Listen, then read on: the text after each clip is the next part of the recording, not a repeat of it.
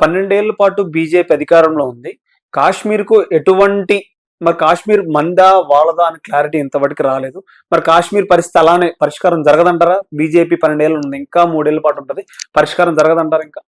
ఎందుకు కశ్మీర్‌లో ఆర్టికల్ 370 తీసేసిన హ్మ్. రిపీల్ అయిపోయింది. హ్మ్. అయిపోయిన తర్వాత దాన్ని యూటీగా చేసినాం. హ్మ్. ఏమైపోయింది? దానివల్ల కంట్రోల్ అంతా కూడా సెంట్రల్ గవర్నమెంట్‌లో ఉంటది. ఓకే. ఎందుకు?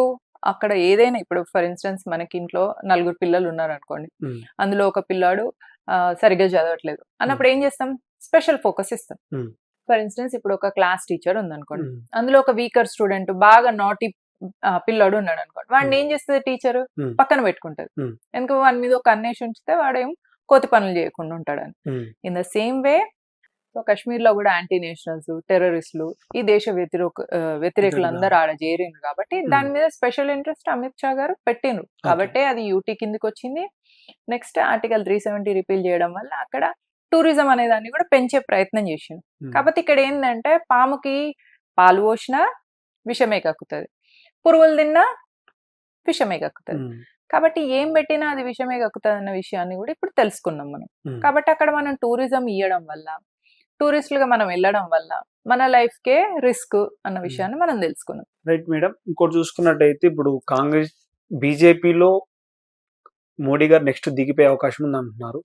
ఆర్ఎస్ఎస్‌లో ఉన్న నియమాల ప్రకారం 75 ఇయర్స్ తర్వాత ఎవరు అధికారంలో ఉండకూడదన్నట్టుగా నియమాలున్నాయి కదా!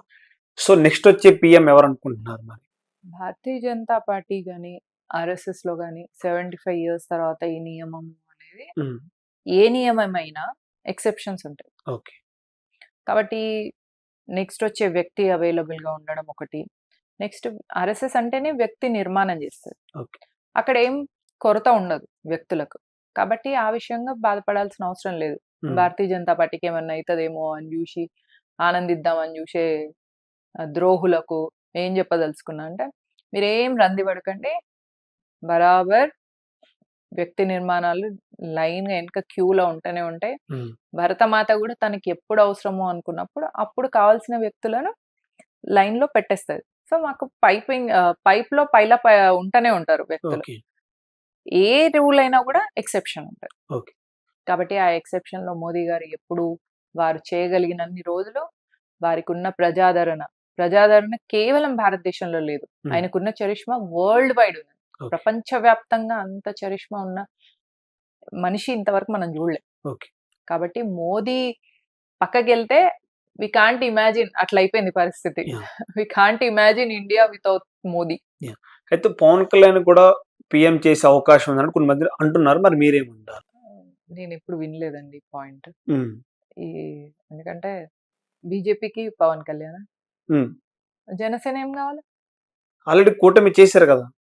కూటమైతే రేపు లాస్ట్ టైమ్ ఎన్‌డీఏలో వాళ్ళు ఇష్టమైనప్పుడు ఉంటారు. ఇష్టం లేనప్పుడు ఉండరు గదా! Okay. Last time Chandrababu Naidu గారు గూడా సెపరేట్ గానే ఉన్నారు గదా! హ్మ్. సీట్ తక్కువైనప్పుడే కూటమి అవసరం. లేకపోతే కూటమితోని అవసరమే లేదు.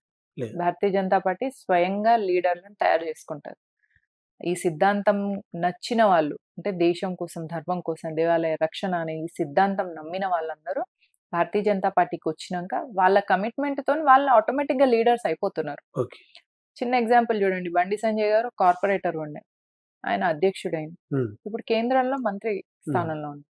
ఎట్లా అంటే ఆ వ్యక్తి నిర్మాణం అంటే అట్లా జరుగుతదనమాట. పిక్ చేస్తారు.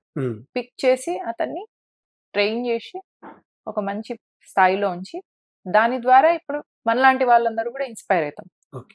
కాబట్టి వ్యక్తి నిర్మాణం అనేది భారతీయ జనతా పార్టీలో జరుగుతుంటది. ఎన్‌డీఏ కూటమితోని ఎప్పుడన్నా అవసరం పడతది. మొన్నటిసారి అవసరం పడింది. నెక్స్ట్ టైమ్ అసలు ఎన్‌డీఏతోని అవసరం లేకుండానే భారతీయ జనతా పార్టీ తెలంగాణలో ప్రభుత్వాన్ని ఫార్మ్ చేస్తది. అట్ ద సేమ్ టైమ్ సెంట్రల్‌లో కూడా గవర్నమెంట్ ఫార్మ్ చేస్తది.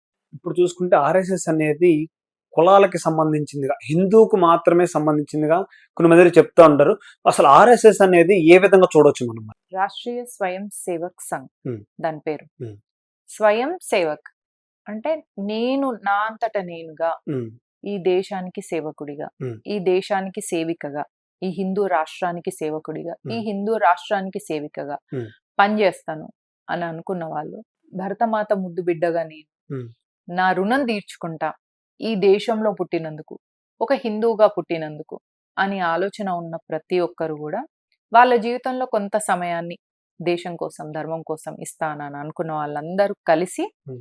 ఒక పేరు పెట్టుకున్నదే రాష్ట్రీయ స్వయం సేవక్ సంఘ్. Hmm. అంతే తప్ప అదొక సంస్థ కాదు, అదొక సెపరేట్ ఐడియాలజీ కాదు. Hmm. మీరు ఈ దేశం కోసం పనిచేస్తారా, మీరు స్వయం సేవక్. Hmm. మీకు భారత మాత అంటే ఇష్టమా, Hmm. మీరు స్వయం సేవక్. Hmm. మీరు ఒక హిందువునని గర్విస్తున్నారా, మీరు స్వయం సేవక్. Hmm. ఈ దేశంలో పుట్టడమే నా అదృష్టం అని మీ ఫీలింగా, Hmm. మీరు స్వయం సేవక్. మరి ఎందుకు కులాల పేరు తీసుకొస్తుంటారు ఆర్ఎస్ టైప్ లో ఒక వైపులో? హిందువులంతా ఒకటైతే Hmm.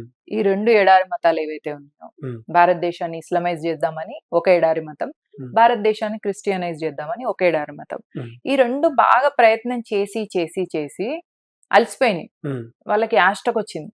అరే ఏం చేసినా వీళ్ళు మతం మారతలేరే, వాళ్ళేమో దౌర్జన్యాలు చేసిండ్రు, నగ్నంగా బతుకమ్మలు ఆడించడం, భర్తలని పిల్లలని కళ్ళ ముందటనే చంపేయడం, Hmm. అయినా చేసిన అక్కడ దేవాలయాలు రామ జన్మభూమి గాని Hmm. కృష్ణ మందిరం గాని ఏదైనా దేన్ని కూల్చినా ఎంత దౌర్జన్యాలు చేసినా వీళ్ళు మతం మారతలేరు అని Hmm. ఒక మతం యాష్టకొచ్చింది. Hmm. రెండో మతం వీళ్ళని మార్చడం కంటే కూడా ఉన్న సంపదను తీసుకెళ్దాం అని వాళ్ళ మెడలో ఉన్న పుస్తలు కూడా లాక్కొని పోయి Hmm. తీసుకుపోయేటప్పుడు కష్టంగా అవుతుంది కాబట్టి రైళ్లు వేసుకొని ఆ రైళ్లలో మొత్తం సంపదనంతా కొల్లగొట్టి భారతీయుల సంపదను, ప్రజల సంపదను, ప్రజలకు ఉన్న బంగారాన్ని, అంటే ఆడవాళ్ళు వేసుకునే బంగారం, కాళ్ళకు పెట్టుకునే మెట్టెలతో సహా లాక్కొని పోయి Hmm. ట్రైన్లు వేసుకొని ఆ గూడ్స్ అన్నిటిని లండన్ పట్టుకపోయి ఒక బ్రిటిష్ క్రిస్టియన్ మిషనరీ మతం కూడా యాష్టకొచ్చింది దానికి. Hmm. వచ్చినా కూడా ఈ దేశం ఇంకా హిందూ దేశంగానే ఉంది. Hmm. మరి ఇప్పుడు ఏం చేయాలా? Hmm. వీళ్ళకే లొల్లులు పుట్టియాలి. ఎట్లా? 3 పాయింట్స్. 1 కులం, 2 ప్రాంతం, Hmm. 3 భాష. ఓకే. నువ్వు కమ్మ, కాప, రెడ్డ, వెలమ, మాల, మాదిగ Hmm. అనగానే నువ్వు హిందూ అనేది మర్చిపోతావు కదా. నువ్వు అవును. కులాధారంగా హిందువుల్ని విడదీయడం. Hmm. 2 ప్రాంత ఆధారంగా జై తెలంగాణ. Hmm. ఏం తెలంగాణ? నీ పాస్పోర్ట్ మీద తెలంగాణ అని ఉంటుందా, Hmm. భారత్ అని ఉంటుందా? Hmm.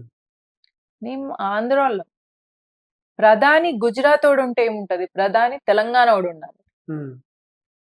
గుజరాతోడు, తెలంగాణోడు, ఇది ప్రాంత ఆధారంగా విడది. Hmm. అంటే గుజరాతీ వ్యక్తి అయినా జై శ్రీరామ్ అనే అంటాడు, అవును. ఓం నమ శివాయ అంటాడు. Hmm. తెలంగాణ వ్యక్తి అయినా కూడా జై శ్రీరామ్ అని అంటాడు, ఓం నమ శివాయ. నరేంద్ర మోదీ అనే పేరు, నరేంద్ర అనేది మన దగ్గర ఉండదా తెలంగాణలో? ఉంటది. ఇక్కడ రామ్ ప్రసాద్ అని ఒక పేరు ఉందనుకో, Hmm. అది గుజరాత్ లో ఉండదా? ఉంటది. కాబట్టి మన ప్రాంతాలు వేరే అయినా కూడా మన సంస్కృతి ఒకటే. Okay. సంస్కృతితోని ఒక ప్రాంతాల ప్రజలు ఇంకో ప్రాంత ప్రజలతోని కనెక్టెడ్ గా ఉంటాం మనం. Hmm. మూడోది భాష ఆధారంగా విడదీయడం. Hmm. మాతృభాష. Hmm. మాతృభాష అయినా, భారతదేశంలో ఉన్న ఏ భాష అయినా, కన్నడ అయినా, తమిళమైనా, తెలుగు అయినా, గుజరాతీ అయినా, అన్ని కూడా సంస్కృత పదాల నుంచి వచ్చిన భాషలే ఇవి. Hmm. ఇంగ్లీష్ మాట్లాడడానికి అయితే సిగ్గులేదు, Hmm. ఇంత మంచి ఇంగ్లీష్ మాట్లాడుకుంటారు. Hmm. అదే భారతదేశంలో ఒక భాష అఫీషియల్ గా తీసుకొద్దామంటే, అందరికి కామన్ గా ఒక లాంగ్వేజ్ తీసుకొద్దాము అంటే భాషని ఎదురిస్తా ఉంటారు. Hmm. ఇట్లాంటివన్నీ చేసేది ఎవరు? ఈ బ్రేకింగ్ ఇండియా ఫోర్సెసే Hmm. మనల్ని కులాధారంగా, ప్రాంత ఆధారంగా, భాష ఆధారంగా విడదీయాలని చూస్తారు.